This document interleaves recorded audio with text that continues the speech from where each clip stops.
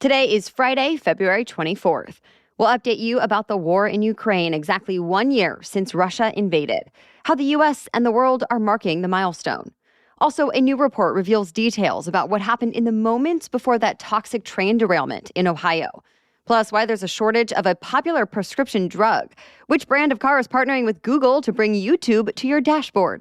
And we'll tell you why this season of Major League Soccer will be different than years past. Those stories and more news next. Welcome to The Newsworthy. All the day's news in around 10 minutes. Fast, fair, fun, and on the go. I'm Erica Mandy. Thanks so much for being here. You ready? Let's do this. Today, Ukraine is bracing for stepped-up attacks from the Russian military since this day marks a milestone in what's become the largest European ground war since World War II. On this day 1 year ago, almost every corner of Ukraine came under attack in what Western leaders believe was Russian President Vladimir Putin's attempt to take down Ukraine's democracy and claim territory. Many analysts thought it would come easy for Putin's army. But in the last year, Ukraine has proven to be more than capable of defending itself with the help of Western military supplies and training. Ukraine has reclaimed more than half the territory Russia seized in the beginning. Though Russia still does control parts of Ukraine's east and south, and there's evidence to suggest the Russians might be planning to take over more today. But just yesterday, the United Nations General Assembly voted in favor of a resolution demanding Russia withdraw its forces from Ukraine. 141 of 193 members supported it. The U.S. ambassador to the UN called it a historic vote, saying it shows where most of the world stands, with Ukraine. Today, President Biden and the G7 leaders will have a virtual meeting with Ukraine's President Zelensky, who has barely left his country since the war started. In fact, a year ago, when the U.S. offered to help him evacuate from Kyiv, he turned down the offer, famously saying, "I need ammunition, not a ride." Since then, the U.S. and other allies have sent Ukraine billions of dollars worth of weapons and ammunition. But Ukraine is burning through it all faster than Western nations have been supplying it. So Zelensky is asking for more. And today's meeting is expected to address those ongoing support efforts. If you want to hear much more analysis of the war in Ukraine and hear a firsthand account from an American volunteer who's been helping the Ukrainian effort, listen again tomorrow to our special edition Saturday episode. That toxic train derailment in Ohio was 100% preventable. At least that's what the head of the National Transportation Safety Board said yesterday. Although she also said the actual crew on board the train did nothing wrong. The NTSB released its preliminary findings 3 weeks after the train carrying hazardous chemicals went off the tracks, causing an environmental mess. Its new report does not get into exactly what caused the crash, but it says just before it happened, the train's crew got an alert about an overheated wheel bearing, even though it had been heating up for a while and passed earlier sensors that did not set off an alert. When one alarm did go off, the crew members slowed the train, but it seems it was too late. Now the NTSB is examining the wheel bearing that overheated, how railcar inspections work under the rail company, Norfolk Southern, and exactly how the company uses sensors along the tracks. Plus, it will look into the decision to burn off some of the hazardous cargo and the cleanup that's still going on today. Officials have been testing the air and water nearby, and they say it is okay. But people who live there say they've been feeling sick and don't feel safe. Some of those people spoke about that with Transportation Secretary Pete Buttigieg. He visited the site of the derailment for the first time yesterday. Remember, Buttigieg and other government officials have faced a lot of criticism over what some people say is a delayed response. To that, Buttigieg admits he should have spoken out sooner, but he promised to continue supporting the community. He also reiterated his calls for tougher regulations on the rail industry. A day earlier, former President Trump visited the area and criticized the Biden administration's response. He also praised local officials for helping in the hour of need. There's more prison time in store for two famous men who went from being on top of the entertainment industry to being convicted sex offenders. New prison sentences came down for both disgraced R&B singer R. Kelly and disgraced movie producer Harvey Weinstein. In Weinstein's case, he was sentenced to another 16 years in prison for raping a woman in California. He's already serving a 23-year prison sentence in New York for rape and sexual assault. At 70 years old, this means he's likely getting a life sentence.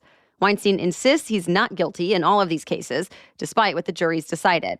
Then there's R. Kelly. He was sentenced to 20 years in prison on another set of sex crimes involving children, this time out of Chicago.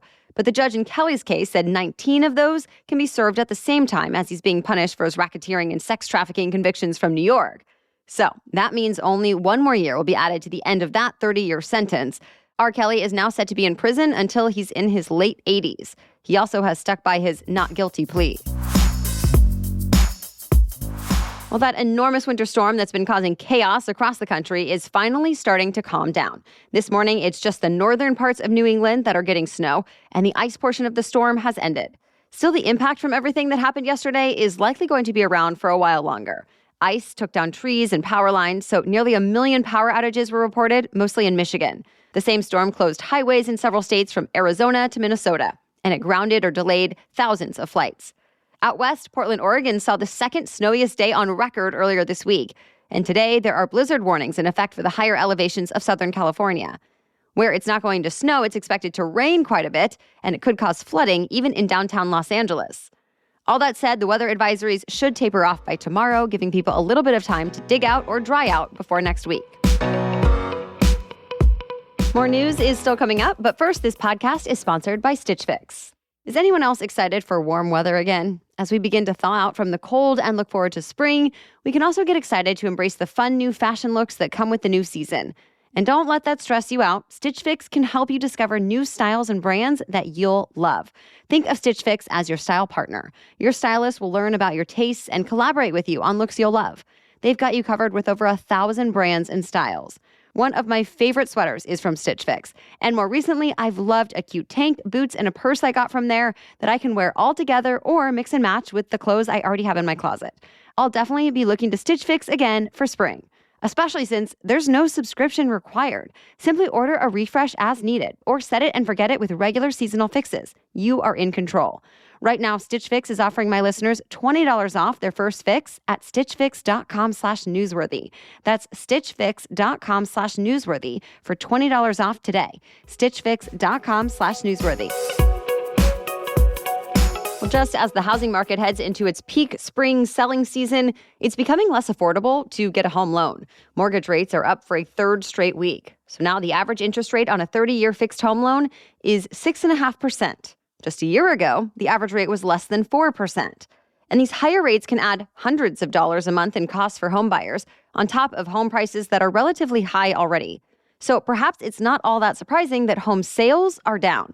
The National Association of Realtors reported existing home sales fell for a 12th straight month in January. Now, if you do still want to buy a home, experts say it's a time to negotiate. The National Association of Home Builders says there are incentives out there, like mortgage rate buydowns, paying toward closing costs or repairs. So buyers could still snatch some kind of deal. Americans with ADHD are having a hard time finding their medicine. A nationwide shortage of the drug Adderall is now entering its 5th month. And now there's also a scarcity of alternative medicines like Concerta. The problem is ADHD medication prescriptions have gone up more than the drug companies expected. Data from the analytics company IQVIA shows that demand for Adderall has risen nearly 27% in recent years. Prescriptions jumped from just over 35 million in 2019 to 45 million last year. And there's not only a spike in demand, but a shortage of ingredients. The DEA has limits on the active ingredients pharmaceutical companies can use to make drugs like Adderall each year. And drug makers say the DEA has not increased that amount in the last couple of years, despite the rise in demand. Though the DEA says it's not the problem. Either way, the federal government says it's now working with drug makers, but the supply issues could last well into the spring. A new unusual deal was announced this week between a luxury car maker and a big tech giant. Mercedes-Benz and Google struck a long-term partnership. It will bring Google Maps, Cloud, and more into future Mercedes-Benz vehicles equipped with a new operating system. Drivers will also be able to watch YouTube on the car's entertainment system when the car is either in park or in autonomous driving mode. Separately, they can choose from other apps like TikTok, Angry Birds, Zoom, and certain streaming services on a screen that spans the entire width of the dashboard. Other car makers like General Motors and Nissan have a package of Google services in their vehicles as well, like Maps and Google Assistant. But Google CEO says the partnership with Mercedes will extend even further, that they'll work together to make the vehicles more sustainable and will advance self-driving cars, too. A lot of these changes will start rolling out later this year, others next year. The start of Major League Soccer kicks off this weekend, and there are some changes coming to the MLS this year. For starters, the league is expanding. This is the first season St. Louis is getting a team with a new stadium to match. And the MLS commissioner says another new team will be announced by the end of the year. Las Vegas and San Diego are considered the top contenders. Before that happens, though, we have to start the season. 12 games will be played on Saturday and another one on Sunday. And if you want to watch most of the games from home, you'll have to get Apple TV. This is the first year of the MLS's exclusive deal with Apple, though Fox and FS1 will still get roughly one game a week. That's it for the main news today, so now it's time for Feel Good Friday, when we bring you one extra feel-good or positive news story before the weekend. But first, a quick break for our sponsor. If you're a business owner who wants to save time hiring, you need Indeed. Indeed is the hiring platform where you can attract, interview, and hire all in one place. So don't spend hours on multiple job sites looking for candidates with the right skills when you can do it all with Indeed. Find top talent fast with Indeed's suite of powerful hiring tools like Indeed Instant Match, assessments, and virtual interviews. Hate waiting? Indeed's U.S. data shows over 80% of Indeed employers find quality candidates whose resume on Indeed matches their job description the moment they sponsor a job. I appreciate a platform that does the hard work for me. And with Indeed, you sponsor a job and boom, Instant Match shows you candidates whose resumes on Indeed fit your job description immediately after you post. Indeed knows that finding people with the right skills makes all the difference when you're a hiring team of one.